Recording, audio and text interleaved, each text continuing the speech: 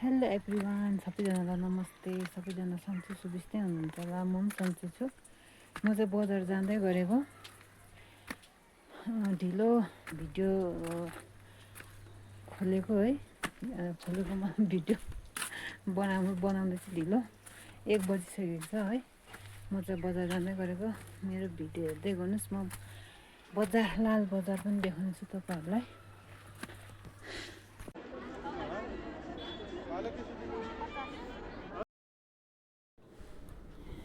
यहाँ चाहिँ इस्कुसको मुन्टा अनि फर्सीको मुन्टा रहेछ है। यति साह्रो महँगो रहेछ कि 60 रुपियाँ फर्सीको मुन्टा, इस्कुसको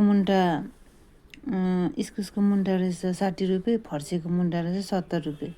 कम त महँगो होइन।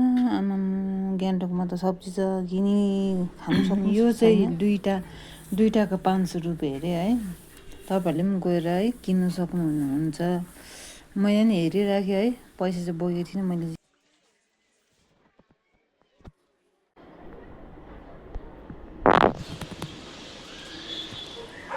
यो चाहिँ एमजीमाको यहाँ टेस्ट अफ टिबेट छ है। यो तपाईँहरूले देख्न सक्नुहुन्छ। टाइटन घडी दोकान